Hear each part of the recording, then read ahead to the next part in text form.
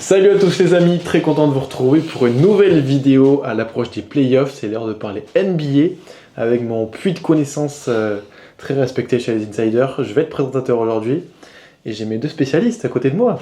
Monsieur Clément, comment vas-tu? Ça va très bien, ma foi. C'est un beau retour juste avant les playoffs. On va essayer de voir comment toutes les équipes vont s'organiser pour attaquer la dernière partie de saison. Ouais, il y a eu de belles surprises cette année.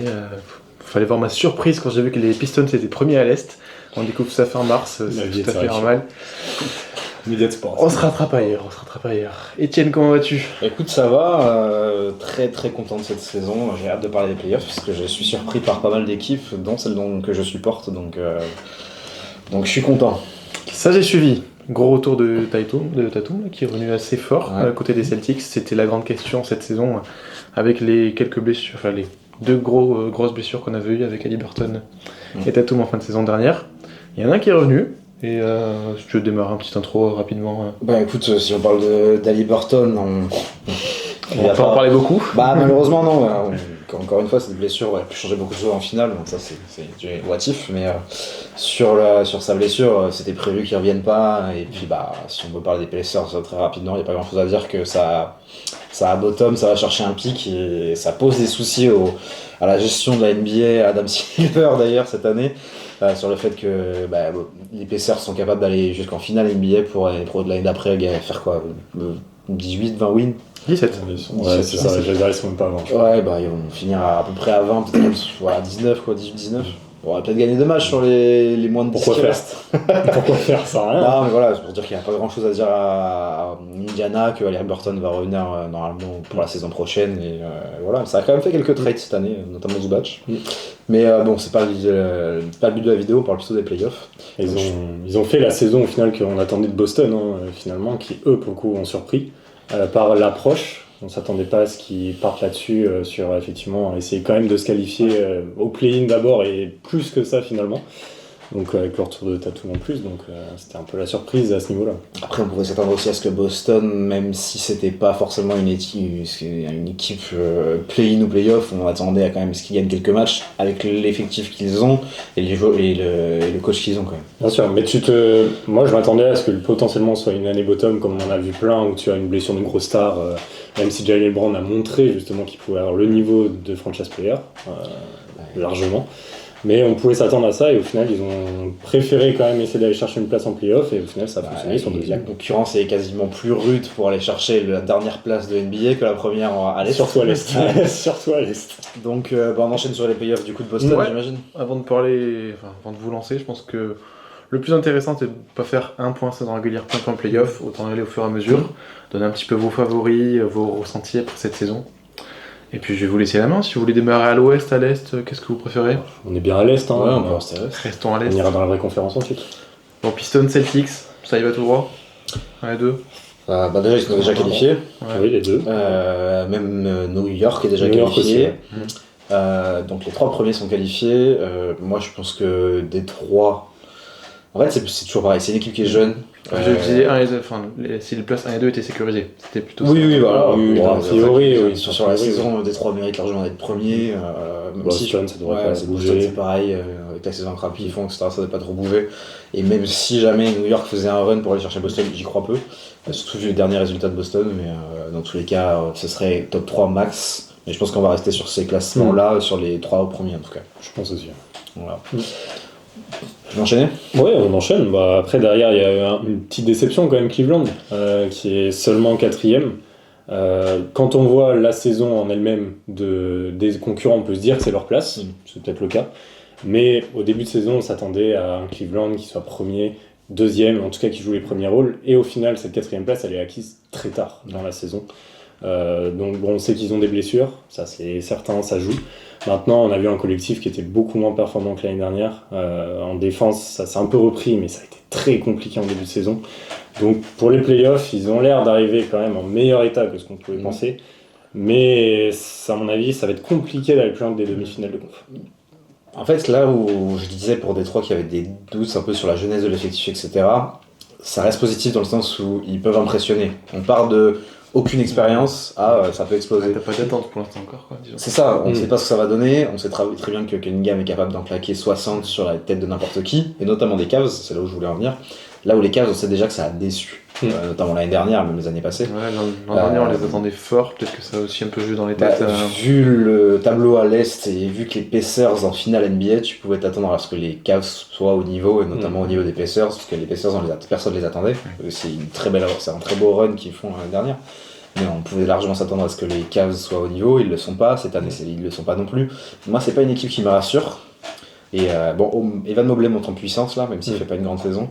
Le problème, c'est qu'ils ont des gens comme leur pivot là. Je l'ai plus. J'ai sa tête. Oui. Je vais la voir. Mais bref, en tout cas, c'est pour dire que on a Mitchell, Jarrett Allen. J'avais Jalen quelque chose, mais j'avais Jalen Williams. Jarrett Allen, qui a déjà dit l'année dernière qu'il aimait pas les lumières des playoffs, etc. Et donc on peut s'attendre à ce qui se passe à côté de ces playoffs encore. Je lui souhaite pas, mais là, ça va être compliqué. Le secteur intérieur, c'est pas ça avec Mobley qui fait pas une grosse saison. On va voir ce que ça donne en playoffs. Et puis on n'a pas des valeurs sûres. Mitchell, c'est un très grand joueur de playoffs dans un run, une demi-finale comme il faisait avec Utah. Il a mis 63 pions, je crois, il y a 4-5 ans, je crois, dans un match de playoff. Il avait battu des records, il était juste derrière Michael Jordan, etc. en termes de points. Bref, voilà, on sait de quoi il est capable. James Harden, c'est pareil, mais bon, on voit que depuis qu'il est passé à Philly, c'est plus sur de la gestion, etc., de la passe, que vraiment des gros scores qu'il pouvait faire aux Rockets. Mais il n'y a pas de valeur sûre, en fait, et même au coaching, il y a des limites. Même si j'aime beaucoup Vincent Collet, mais non, et Atkinson, c'est un coach que j'aime beaucoup, mais ça manque d'un truc en fait, je trouve. C'est pas ça, il y a une petite flamme, je trouve qu'il y avait un peu l'année dernière, qu'il y avait eu dans tout le run de on est premier, ils finissent premier même je crois, on finit premier et on part sur des playoffs, tout ça. Il y avait eu ce truc là et je trouve que depuis le début de la saison en fait on l'a pas retrouvé. Et cette cohésion aussi qui fonctionnait à mon avis si tu tombes contre des équipes comme Détroit, Boston, même New York, je pense qu'en fait tu sors à cause de ça et à moins que ça se construise pendant ce premier tour où visiblement ils vont jouer Toronto ou Atlanta. J'ai du mal à penser que ça puisse aller malheureusement. En fait pour moi cette équipe elle est pas construite. Enfin, elle est construite pour gagner le titre évidemment, mais il n'y a pas ce truc en plus que tu peux sentir chez les Knicks qui peuvent enflammer une rencontre. Et Détroit aussi d'ailleurs. Ouais, Détroit aussi. Et en fait, tu te dis que en fait, les Knicks sur un mauvais match, t'as quand même 2 joueurs qui peuvent performer à mort et les autres pas jouer du tout, et ça va quand même passer. Là, j'ai pas cette impression là chez les Cavs, quoi. Ouais, je suis d'accord. Du coup, on a 3 équipes, Pistons, Celtics, Knicks, qui se détachent un peu des autres, les Cavs un peu intermédiaires, et après jusqu'à la 10e place en fait, jusqu'à la fin du play-in. Il y a quand même des profils, il y a des profils différents quand même. On a Toronto, Atlanta qui sont quand même restés globalement dans dans un peu ce range entre la 5 et la 7e place, on va dire. Qui pour moi sont les équipes qui auraient dû être au play-in de base. Pour moi, Toronto, Atlanta en début d'année, on les voyait plutôt quand même dans le play-in plutôt que dans les places déjà qualificatives. C'est pas joué, mais a priori, pour l'instant, ils y sont en tout cas. Là où derrière, pour moi, il y a des équipes qui ont déçu, comme Philadelphie, à force, on est habitué. Mais Orlando, on pouvait attendre beaucoup mieux pour moi que cette 8e place actuellement et qui visiblement passera de toute façon par le play-in. Tu vois, Orlando, tu pouvais t'attendre. En fait, pour moi, il y a les 5 équipes qui doivent aller en demi, sinon tu fais une mauvaise saison. Encore que même les Cavs et les Knicks, si tu vas pas en finale de conférence, c'est pas une excellente saison. Mais pour moi, Boston, Détroit, New York, Cavs et Orlando, tu dois viser le demi. Déjà, minimum. C'était le minimum de ta saison. C'est ce que tu disais, tu vois, Toronto, Atlanta, tu fais un premier tour de playoff, c'est déjà une saison réussie, honnêtement. Donc là, ils sont partis pour. Et puis t'as l'éternel outsider à l'Est, c'est Miami, qui pour l'instant était 9ème en play-in. Et ça, c'est le pour la gratter de l'Est, tout le monde le sait chaque année, etc. Alors ils ont plus Jimmy Butler, mais ils sont quand même capables d'aller taper sur n'importe qui. On sait qu'ils ont mené les Boston 3-0 avant de se faire remonter 3-3 pour finalement passer. Ils sont allés en finale NBA sur un run incroyable, etc. Ils ont tu vois, à l'inverse des Cavs, ils ont un coach qui peut sortir tout et n'importe quoi de son chapeau, donc il connaît les playoffs plus. Et puis ils ont un joueur, même si c'est en demi-teinte la saison de Bam Adebayo, mais on voit qu'il est quand même capable de scorer et puis de défendre évidemment. Et voilà, après c'est quand même... C'est clair cette saison qui joue dans sa faveur aussi. Donc, Bref, non mais voilà, mais j'ai du mal à voir. C'est sur le CV au moins. Ouais, c'est sur les 80 points sont sur le CV, mais on n'en parlera pas maintenant de la manière et du match, etc. Parce qu'il faut quand même faire le truc, mais c'est qu'en playoff, ce match-là n'existera jamais. Puis bon, tu regardes les stats, ça fait un peu mal au crâne aussi, quoi. Ouais, mais tu joues pas les Wizards en playoff, quoi. C'est toujours le même problème. Hein, mais oui, non, c'est sûr que ces équipes, elles vont se battre, et il y en a une qui peut vraiment, à mon avis, taper les 3 équipes qui sont au-dessus en play-in, c'est Charlotte. Charlotte qui profite pour l'instant qui sont 10e. Qui sont pour l'instant sur une fin de saison qu'on n'attendait pas. Clairement, on s'attendait à ce que ça finisse de bottom tranquillement. Et puis au final, il s'est vraiment créé quelque chose depuis 1 mois et demi.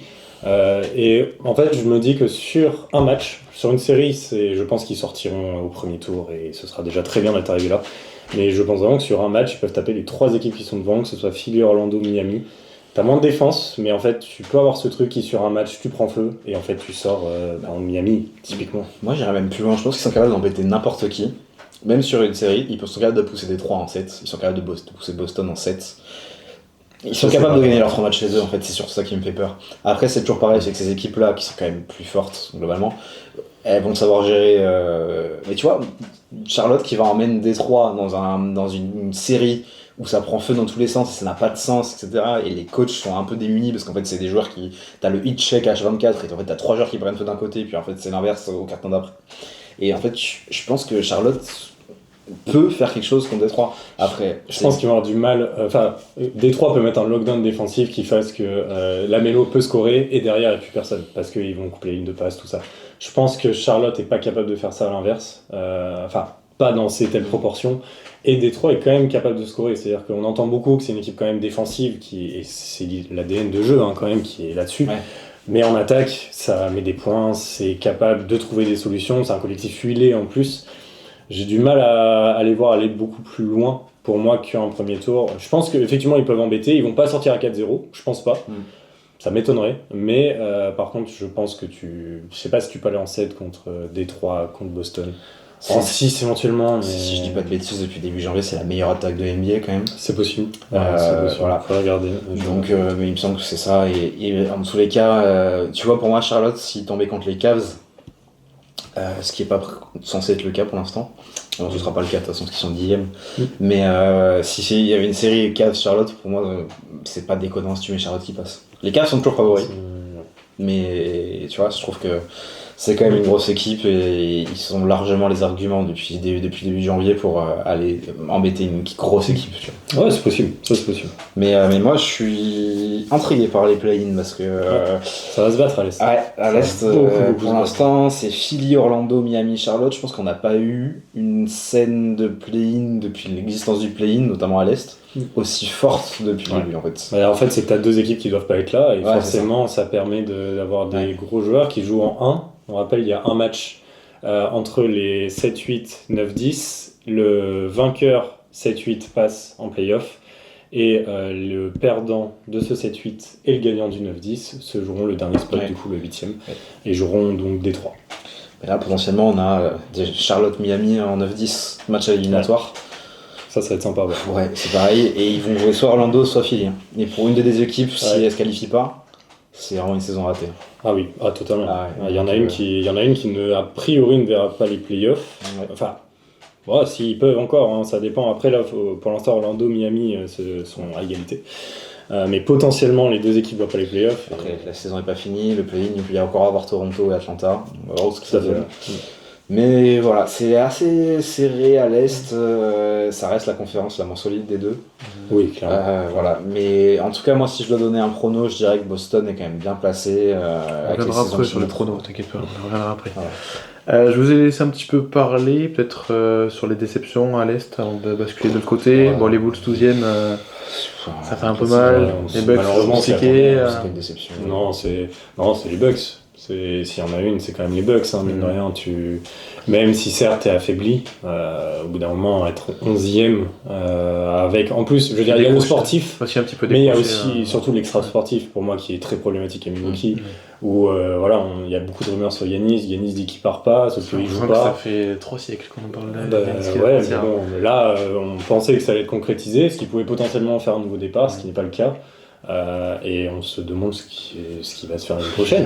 Il n'y a pas de projet en fait. Le problème c'est que là ça paraît mort et la 11e place elle est méritée en plus. Et elle est même pas assez mauvaise pour se retrouver dans le bottom et te dire que tu as vraiment bien tanké. Donc c'est terrifiant. Parce que non, mais de toute façon depuis 2022, parce qu'ils sont titrés en 2021, ils sont éliminés par les Celtics, si je dis pas de bêtises, avec un Game 7 de 50 points de Tatum, si cette année-là, je dis pas de bêtises. C'est ça. Et depuis ce run de playoffs, le projet s'essouffle petit à petit. Les cadres vieillissent, s'en vont. Giannis, il réclame des joueurs, il les a, mais il faut voir les joueurs qui ramènent. Lillard, qui est cassé en deux, il est plus capable de faire ce qu'il faisait aux Blazers. De toute façon, c'est pas du tout le même effectif, c'est pas le même coach. Après tout ce qu'ils ont ramené maintenant, c'est le risque quand t'as des équipes comme ça qui sont fortes où tu veux très vite refaire le titre. Lillard, il a été ramené pour ça et mine de rien, il était vieillissant déjà et c'était un risque, ils l'ont pris et aujourd'hui ils le payent. C'est compliqué, ils ont une masse salariale qui est très élevée, t'as pas de flexibilité. Bon ça fait 11e place. Mais, donc le projet s'essouffle moi depuis 3-4 ans déjà et là on arrive vraiment à la toute fin et tout ce qu'il faut faire pour Miami et c'est un mal pour un bien de ne pas aller en play-off pour Milwaukee pardon. C'est un lapsus par rapport à Giannis. Non, c'est un mal pour un bien pour Milwaukee dans le sens où s'ils vont pas en play-off ils auront un pit en loterie. Donc croisons les doigts pour eux si jamais ils peuvent aller chercher un top 5, top 10, il faudrait quand même qu'il y ait les étoiles qui s'alignent quand même. Ouais, top 5, mais pas qui s'alignent. Top 10, c'est possible. Mais ouais, voilà. Et donc, non, il n'y a pas grand chose à dire, c'est la fin du projet, c'est ça. On bascule à l'ouest avec le champion en titre et les Spurs juste derrière en locomotive. Ça déroule plutôt bien. Belle saison. OKC, les Spurs, on a cru à une saison à 74 victoires. C'est évidemment pas été le cas. Ils ont démarré très très très très fort. Après, c'est plus rentré en gestion. Il y a eu aussi des petits pépins qui forcément ont fait perdre quelques matchs. Mais tu sens que dès que un peu ça a été balayé, ça a été un peu plus de la gestion. Essayer d'arriver fort en play-off, d'arriver frais. Même si on voit sur les derniers matchs qu'ils sont obligés de batailler quand même beaucoup et qui gagnent des matchs, qui se forcent à gagner ces matchs, sans doute avaient-ils peur des Spurs. Bon, maintenant ils ont l'air quand même d'être plus loin. Mais voilà, ils arrivent en tant que favoris, ultra favoris auprès de la NBA. Pour moi, il y a très peu d'équipes qu'on pourrait aller chercher, en dehors peut-être des Spurs, qui ont les armes pour contrer. Mais pour moi, tout ce qui est derrière, ça va être très dur d'aller chercher OKC, tant c'est complet et tant ils maîtrisent les aspects du jeu en fait.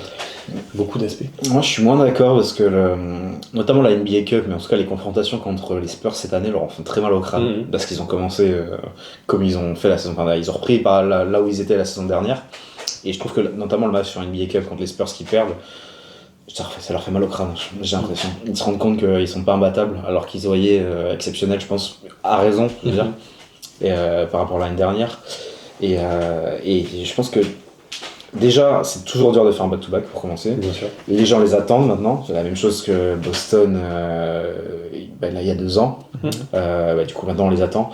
Ils sont favoris pour tout le monde, donc il y a beaucoup de pression et malgré tout c'est une équipe qui reste jeune. Il y a eu des blessures cette année, plus que l'année dernière, ce qui après arrive à beaucoup d'équipes. L'année dernière ils étaient assez protégés, entre guillemets, pas protégés, mais ils ont eu de la chance sur les blessures. Et je sens qu'ils sont pas imbattables. Là où l'année dernière, vraiment, ils ont survolé, je trouve. Je suis d'accord, mais après, t'as le côté aussi, on a déjà dit ça, qu'ils étaient trop jeunes pour gagner un titre l'année dernière. Ils sont allés au titre. Ils y sont allés avec des Game 7, avec quand même de l'affrontement. Alors, c'est vrai, cette année, notamment les Spurs ont l'air d'être au niveau, tout du moins. Maintenant, il faut voir ce que ça donne aussi sur une série. Et je pense qu'en tout cas, ils ont les clés pour aller au bout, encore une fois. Même si effectivement ce ne sera pas une balade. Et c'est là où on se rend compte qu'une équipe, aussi forte soit-elle cette année, n'est pas assurée d'aller au titre. Quand même, donc ça monte le niveau, notamment de l'Ouest. C'est surtout ça, en fait, j'allais rebondir là-dessus, mais le niveau de l'Ouest est fou. Et en fait, c'est ce que je disais par rapport à la conférence Est avec les objectifs. C'est que là, pour beaucoup d'équipes à l'Ouest, l'objectif minimum, c'est la finale de conf. C'est le cas de Denver, c'est le cas de Minnesota. C'était le cas de Houston normalement, même si c'était plus demi, c'est vraiment le vrai objectif. Les Lakers, hein. C'est le cas des Lakers, c'est le cas des Spurs, même si ce n'était pas le cas en début d'année, mais là c'est clairement le cas, d'aller au moins en finale de conférence. Je veux dire, Les Spurs, tu peux même te dire que la là, maintenant, finale NBA, non, si tu vas pas en finale. maintenant oui.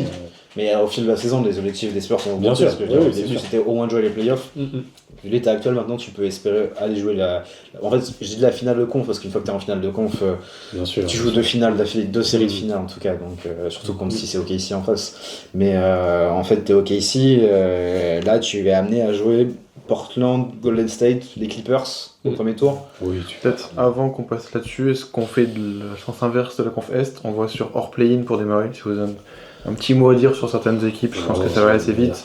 À part les Mavs qui confirment leur déception. Tout était prévisible. Sinon, c'était assez prévisible sur le reste, je pense. Pour moi, oui. À Dallas, évidemment, on pouvait se dire que peut-être ils auraient pu gratter le play-in. Il y a eu trop de blessures, clairement. Le projet est vieillissant, de toute façon. Donc voilà, c'était attendu. Utah, c'était attendu. Pour moi, Sacramento, ça avait été. New Orleans, c'est où ça va. Et Memphis, c'est toujours le même problème. Il y a trop d'extra sportifs dans cette équipe pour que ça aille quelque part. Il faut vraiment faire quelque chose. Je sais pas quoi, mais. L'équipe qui peut-être déçoit, enfin, vraiment, c'est les blessures, c'est peut-être les Warriors qu'on pourrait attendre un peu plus fort, un peu plus haut. Bien sûr, oui, c'est vraiment que des. Pas encore. Oui, je dis juste que sur les équipes d'en dessous, on s'attendait pas à grand chose. C'est ça. Dallas, c'était un mauvais management. Mais vu les joueurs, tu pouvais dire, tu peux te battre. Bien sûr, mais de base, tout le monde sentait. Davis, tu sais qu'il peut se blesser. Tu comptes sur ton rookie pour performer, ça reste un rookie, même si Cooper Flag est exceptionnel. Bien sûr, mais le problème, c'est qu'on lui dit de pas trop jouer maintenant. Donc, il pourrait faire. Est-ce qu'il va être rookie de l'année finalement? Je pense quand même. Contenopel, il fait quand même une saison. Ouais, mais je pense qu'à la. On verra. C'est intéressant. Contenopel, il fait quand même une belle saison. Je suis d'accord. Après, il y a l'aspect aussi, visuel, mais non, il a les spots sur lui. Mais non, c'est ce que tu disais. Après les autres équipes, on pouvait. Une des équipes qu'on n'attendait pas à être dernière à l'Ouest, c'est les Kings. Après, on s'attendait, vu la construction de l'effectif, les visios de l'année dernière avec Westbrook, là. Déjà, ça sentait pas bon, là. Je me rappelle, là, quand c'était avec Schroeder et Westbrook qui font des visios pour les recruter. Alors, c'était lunaire, ça. Ouais, c'est Covid. et non, du coup, catastrophique. Le jeu des Kings, surtout ça. C'est pas tant la manière, enfin, c'est pas tant le bilan à la fin, c'est la manière, etc. T'as quand même des joueurs qui, dans des équipes bottom, mid, notamment des Rosanne, Zach LaVine, etc., tu peux t'attendre à ce qu'ils fassent des stats. Ouais. Et du coup, tu fais des stats, tu joues, tu gagnes un minimum de matchs. Même pas, en fait. Même pas. C'est catastrophique. C'est terrible. Et on est juste content pour Kylian Hayes et Maxime Ringo, c'est tout. C'est le seul truc à sortir de cette saison. Voilà, en tout cas pour le bottom. Ouais, je vais te redonner la balle sur le play-in pour parler des Warriors. Pour l'instant, c'est Suns, Clippers, Blazers, Warriors. Ce sera a priori. A priori, oui, parce que oui, vu la différence. Les Warriors, en fait, il y a des blessures. Il y a un Draymond Green vieillissant. Puis il y a eu beaucoup de tractations autour de Steve Kerr, etc. Kuminga qui est parti. Mais c'est pareil, ça a pesé sur le vestiaire, je pense, etc. C'est toujours pareil. Quand t'as Curry et Jimmy Butler dans ton équipe, plus maintenant la licorne et Porzingis. Du coup, tu peux espérer quand même aller en playoffs directement et pas au play-in. Et même si tu vas au play-in, tu peux espérer embêter une équipe au moins en 6-7 matchs, même si c'est OKC ou les Spurs, tu vois. Parce que t'es les Warriors, parce que t'as l'expérience, c'est parce que t'as un des meilleurs joueurs de tous les temps, etc. Bref, les blessures ont fait qu'ils en sont là. Ils sont quand même beaucoup d'avance sur le 11e, mais honnêtement, le bilan est pas beau parce que t'es à 36-39. Donc à l'ouest, t'aurais pu te dire que ça passait pas en playoff. Bref, voilà, y a pas grand chose à dire. Normalement, vu le niveau, Curry est blessé, mais je sais pas s'il est revenu. Non, pour l'instant, a priori, il reviendra pas. Ouais, c'est ça. Il reviendra pas du tout. Mais il reviendra pour les playoffs s'il se qualifie. Ils avaient pas l'air très chauds, Golden State avait l'air de plutôt jouer à la sécurité, je pense même pas. Je pense que cette saison, ils ont compris que c'était fini. De toute façon, tu joues Portland, qui pour le coup, normalement dans l'état actuel du play-in, tu joues Portland. Ou les Clippers. Mais les Clippers, tu passes pas. Portland, c'est une équipe jeune, ils ont de quoi se battre, ils ont des beaux joueurs. Je pense qu'à l'énergie sur un match. Exactement sur l'énergie à un match. De toute façon, ce que tu disais, les Warriors, ils vont pas se battre. Ils vont se battre s'ils voient ce qui peut passer.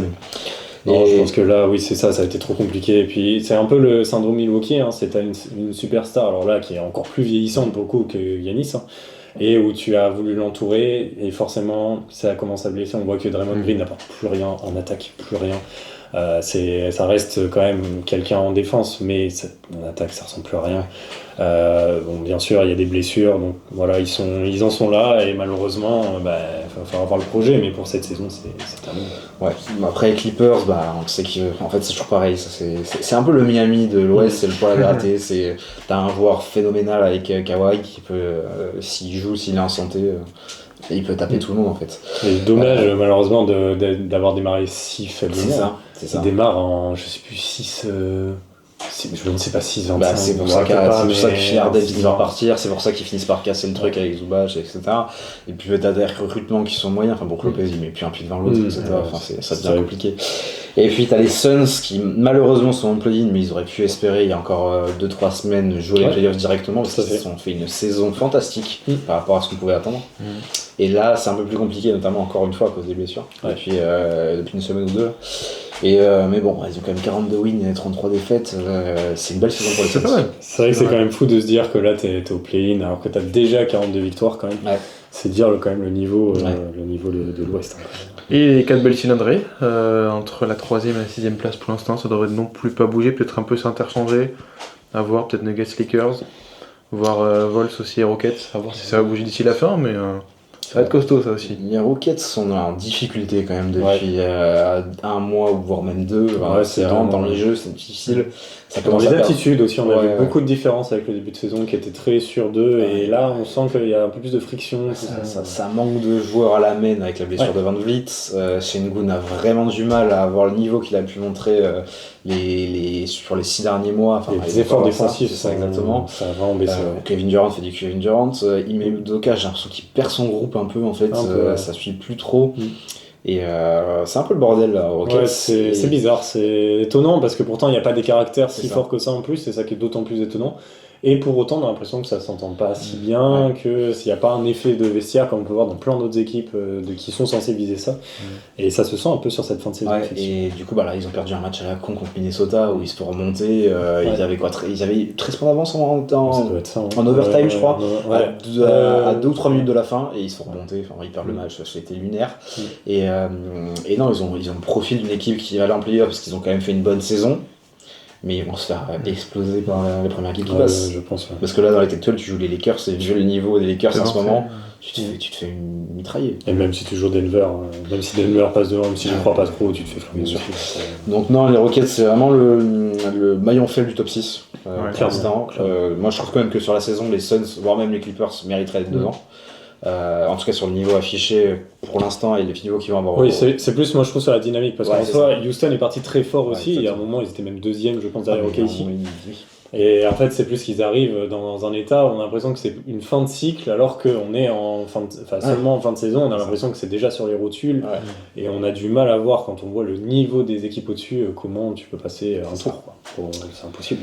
Du coup on enchaîne sur les 3 équipes suivantes au-dessus de Houston, Minnesota, Denver, Lakers. Paradoxalement les Lakers qui font un run là, incroyable avec un Doncic calibre MVP sur les derniers matchs, vraiment c'est une folie. Mais paradoxalement pour moi les plus fragiles, les moins complets pour aller attaquer une série de playoffs. Ça va être très dur. Défensivement notamment, ils ont relevé le niveau quand même, faut bien le dire, mais ils sont aussi sauvés par Doncic qui en attaque trouve toutes les clés en fait. Bien sûr. Et donc effectivement pour moi c'est toujours le même problème, c'est t'as une attaque, et pour moi les Lakers l'ont depuis le titre de 2020, t'as une attaque qui est effectivement très bonne, où pour une fois ça semble s'être trouvé, c'est pas juste les individualités, ça semble quand même un peu meilleur que les autres années, mais défensivement en fait ça va être trop juste et je pense que le groupe va avoir du mal à faire face aux 4 gros qu'il y a autour.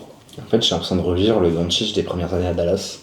C'est que en fait t'as quand même 2 meilleurs joueurs qu'il n'avait quand il était à Dallas, mais le groupe entier est quand même moins bien construit que ce qu'il avait quand il était à Dallas, notamment défensivement. Mais ce que je veux dire, c'est que t'as un Doncic qui prend l'équipe sur son dos, qui met des pions avec des step back dans tous les sens, etc. Et du coup, sur une série, notamment, on se rappelle des Dallas Clippers, etc., où ils pouvaient sortir des matchs de fou, mais à la fin, c'est les Clippers qui passaient. Tout à fait. Donc, moi, je pense que c'est le problème des Lakers, notamment dans cet ouest-là. Parce que comme t'es pas premier ou deuxième, tu joues pas une équipe de play-in. Là, ils auraient pu avoir des chances de passer du coup en demi-finale. Tu vas jouer une équipe du top 6. Et à mon avis, tu passes pas. En plus, il n'y a que des équipes, en dehors peut-être de Denver, mais que des équipes qui jouent rapidement, qui vont imprimer des tempos, que ce soit OKC, San Antonio, même Minnesota. Hein. Tu vas avoir des gros tempos. On sait que maintenant, ça revient pas trop en défense. On a vu plusieurs séquences, et pas que LeBron en plus, hein, mais d'autres joueurs. Et je pense que là-dessus, tu peux pas tenir sur une série et aller chercher 4 matchs contre notamment le top 5 du coup. Ouais. Ça me paraît Houston éventuellement, mais en fait, pour moi, tu vas sans doute les taper. Ouais. Mais derrière, en demi, tu te fais sortir, quel que soit le scénario, peu importe qui tu en derrière. Mais voilà, c'est pour dire que Denver, t'as le meilleur pivot de tous les temps, au bout d'un moment, qui est meilleur rebondeur, meilleur passeur de la ligue actuellement, il est pivot, on rappelle. Il est encore dans le débat du MVP, bon, il l'aura pas parce qu'il y a des monstres autour, mais c'est invraisemblable. Oui, il pourrait, mais c'est invraisemblable, les vidéos qui montrent. Pas dans une énorme saison de Denver en plus, enfin bref, le secteur, Jokic dans le secteur intérieur de Lakers s'il y avait une série, et là c'est pas le cas parce qu'ils sont 3 et 4, mais voilà, on se marrait bien. Minnesota c'est toujours pareil, ils sont que 5e, il y a encore 3 semaines on savait pas s'ils allaient finir 3e ou pas, etc. Bon voilà, c'est encore serré, donc voilà, il y a un petit écart maintenant avec Denver. Je pense très dommage pour eux de quand même pas avoir l'avantage du terrain quand même. Encore une saison où ils vont passer tout près et c'est un peu dommage. Bon, Anthony Edwards devrait revenir bientôt là, parce qu'il était blessé actuellement. Mais en fait c'est toujours pareil, hein, pour l'objectif c'est d'aller en finale de conf, ce qu'ils ont déjà fait il y a 2 ans. Il y a 2 ans, je crois. Parce que c'était l'année dernière, c'était qui en finale? C'était OKC contre Denver, je pense. Je sais qu'on retrouve ça. Je crois que c'est Denver. Je suis plus certain. Bref, dans tous les cas, l'objectif d'Anti World, c'est de retourner en finale de conf, et pas pour perdre cette fois-ci. Dès qu'on se serait raté, c'est d'aller en finale NBA. Donc c'est toujours pareil pour Minnesota. Tu passes la jungle de l'Ouest, t'arrives contre une équipe de l'Est, t'es censé les battre. Donc, mais pour moi, tu la passes pas. Et le problème, c'est ça en fait. C'est que là, pour l'instant, tu joues Denver sans l'avantage du terrain. C'est des séries qui vont en 7 contre Denver en général, et ils avaient l'avantage du terrain, si je dis pas de bêtises. Donc en fait, tu gagnes chez toi au dernier match, là tu vas à Denver, je suis pas certain, tu vois. Je suis d'accord, j'entends. Donc bon, Denver c'est pareil, c'est un peu le même constat que Minnesota. Ok, c'est Minnesota et New York Indiana. C'est bien ça, c'était Minnesota l'année dernière. C'est bien le buzz en fait. Ouais, et c'est ça, et du coup, en fait, tu perds contre le champion l'année dernière, et tu passes pas loin. Tu passes pas loin. Tu passes pas loin dans le sens où tu es quand même en finale. Donc là, faut faire au moins aussi bien. Et faire aussi bien, c'est pas ce que tu veux. Donc le problème, c'est que t'es 5e sur l'avantage du terrain. Donc ça va être compliqué. C'est sûr. On termine avec les petits pronos. Je vais vous lancer sur finale de conf. Qu'est-ce que vous voyez? Et du coup, la finale est le grand vainqueur de la saison. Qu'est-ce que vous me direz? Moi, je peux me permettre. L'état actuel de la conf, de toute façon, ce serait OKC Spurs pour moi en finale de conf. Ah, côté West, pardon. Côté West. Je pensais qu'on là, j'enchaînais sur l'Ouest. Non, mais très bien. Sur l'Ouest. Faites-vous plaisir. Donc, qu'est-ce que tu dis? OKC Spurs. Oui, je pense que là-dessus. Ça fait peu de doute. Vu la saison. Je vois pas d'équipe aussi complète de l'autre côté qui puisse les sortir. Attention à Denver, quand même, ancien champion. On sait qu'ils vont être très chiants à jouer. Maintenant, oui, pour moi, c'est évident que c'est ces deux équipes. NBA est trop fort. Enfin, alors, il est dans le débat du MVP en jouant pas, dans le sens pas tous les matchs. Il joue tous les matchs, mais il a quand même des restrictions de minutes. Et je veux dire, sur le parquet, il fait tout, quoi. Et puis autour, ça déconne pas. Je veux dire, tu ramènes Fox, genre ultra clutch, encore plus en playoff. Même s'il n'y a pas eu trop de temps de montrer ce qu'il sait faire en playoff, mais c'est un joueur ultra clutch. Stephen Castle, David Vassell, t'as Carter, etc. Harper. Au bout d'un moment, t'as une profondeur d'équipe là, ne serait-ce qu'avec la draft, même si c'est jeune. Mais en tous les cas, en fait, c'est leur première série de playoff. C'est là en fait le doute qu'on va avoir. Mais je pense que vu le niveau qu'ils affichent, ils vont écarter les équipes qui vont arriver en phase 2. Le premier tour, ça va être une formalité. Après la demi, à voir, mais je pense qu'ils battent les autres équipes de la conférence Ouest. Et en fait, t'arrives facilement en finale pour les Spurs, pour moi. En fait. Le seul bémol qu'ils auront, c'est au niveau de l'expérience. C'est sûrement que t'as peu d'expérience. En fait, ton premier tour, il est facile. Ah oui, t'as une équipe de play-in. Donc, t'as le temps de te faire 4 matchs de play-off tranquille, avec un peu l'ambiance, etc. pour moi, déjà, tu te mets un pied à l'étrier. Limite en espérant qu'ils aient un peu de difficulté à sortir, par exemple, pas faire un 4-0 justement pour rentrer dans le dur, parce que derrière, si tu arrives par exemple sur un Denver, je sais pas si c'est ça dans l'état de la conf actuelle, si ça serait potentiellement Denver, tu arrives sur un Denver, c'est trop facile à avance, c'est potentiellement risqué pour les Spurs. Et voilà, et puis OKC. Vas-y. Non, mais pour finir, OKC en finale, OKC, ils sont trop forts, je pense que ils se donnent l'impression d'être moins forts que l'année dernière, mais je pense qu'en fait ils ont encore de l'expérience, ils sont en gestion aussi, notamment dû aux blessures cette année. Et s'il y a un débat avec Shai, potentiellement pas MVP, je pense qu'il le sera, c'est aussi, je pense qu'il est en gestion, il est pas en train de donner à 100% l'année dernière, vraiment, je pense qu'il carburait. Donc en fait, je pense qu'ils vont arriver en playoff préparé et que ça va être une boucherie, je pense. Ouais, je pense aussi. On rebascule. Ouais. Surprise, pas surprise, les Knicks peut-être, je sais pas, qu'est-ce que vous me dites côté Est? J'aimerais faire des dingueries, mais j'y crois pas. En fait, je pense pas que, encore une fois, on a l'impression que les deux favoris sont à leur place et vont sortir les autres. Plus difficilement sans doute que ce qui peut se passer à l'Ouest, je pense. Notamment Détroit, faut voir comment est-ce qu'ils vont aborder ce costume de favori quand même. Pas évident. Ça peut être dur, notamment là on les voit par exemple jouer contre Cleveland, ça peut être compliqué quand même, et Cleveland a de l'expérience quand même en play-off. Mais pour moi c'est quand même deux équipes qui ont survolé, qui ont montré qu'elles pouvaient gagner contre des équipes de l'Ouest, donc en vrai plus fort que ce qu'il y a à l'Est. Pour moi, ça va être ça, et derrière, qui est-ce qui en sort Enfin, je veux te tester ta vie aussi. Non, mais en fait, moi, je sais que tu me donnes. En fait, pour moi, les demi, ça va être Knicks, Boston, Detroit, Cavaliers. On est d'accord, c'est surtout ça. Moi, je vais commencer là-dessus. C'est que déjà, les premiers tours, ça va être une formalité pour tout le monde avec le niveau qu'il y a derrière. J'espère, sinon il y a une équipe qui vraiment va louper sa saison. Ah ouais, parce que soit Miami ou Charlotte, déjà pour l'instant il y a une des deux qui sera pas là, parce que du coup le play-in fait qu'il y en a une qui va sauter. Mais pour moi c'est les deux équipes qui peuvent embêter les autres, mais je trouve que cette année, même si j'aime beaucoup Charlotte avec ce qu'ils font cette année, je pense que le top 4 est assuré, donc les demi sont assurés. Après si tu as un match Détroit-Cleveland, le problème pour Cleveland c'est que tu as quand même une grosse assise défensive. Tu joues Détroit, c'est pas un avantage. Parce qu'en fait, dans le combat et dans la défense, ils vont te battre. Dans l'intensité, ils vont te battre. Il y a quand même des fous furieux sur le banc de Détroit qui sont capables de sauter sur n'importe quel joueur qui passe. Et en fait, sur le niveau de jeu individuel et sur le fait de marquer des points, les Cavs ont un léger avantage parce que t'as James Harden, t'as Donovan Mitchell qui peuvent se mettre des pions. Le problème, c'est que Cunningham a montré cette année que, pareil, en fait, il pouvait t'en mettre 50 sur le coin du nez dans un soir. Puis à l'intérieur, tu vas être très très juste, notamment offensivement. Côté Cavs, ça va être très compliqué de jouer la raquette des Détroit et honnêtement, tu vas en pâtir. Et tes extérieurs vont te faire gagner 1-2 matchs, mais je pense pas que tu puisses aller jusqu'à gagner la série.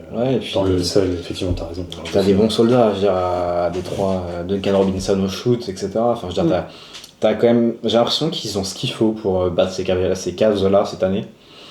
À voir, mais ça va être une grosse série en tout cas. Intéressant tout ça. Écoutez, début du play-in le 14 avril.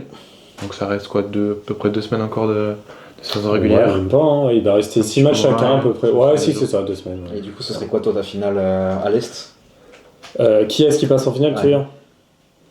Je pense que ce sera Boston. Ouais. Moi je suis quasiment sûr que ce sera Boston. C'est vrai que oui. 1 et 2 à l'Ouest, 1 et 2 à l'Est. Ouais. Ok. Mais sauf que là, pour le coup, à l'Est, ce serait le deuxième qui passe. En finale NBA? Pour moi, ce sera Boston qui va en Boston. finale. Ouais. Pour moi, c'est Spurs Boston en finale. Et Spurs tape OKC. Spurs tape OKC. Ça serait beau. J'ai envie d'y croire. Je sais pas si j'y crois vraiment, mais j'ai envie d'y croire. Donc je le dis. Alors du coup, pour toi, une fois que tu as ça, qui gagne entre les Spurs? Les Spurs. Tu peux pas. Quand bien même j'aime beaucoup Boston, avec l'effectif que tu as, tu peux pas arrêter Wembanyama avec ton effectif. Donc ton vainqueur est de toute façon à l'Ouest, même si c'est. Oui. Je pense que tu as gain confiance de sortir le champion en titre.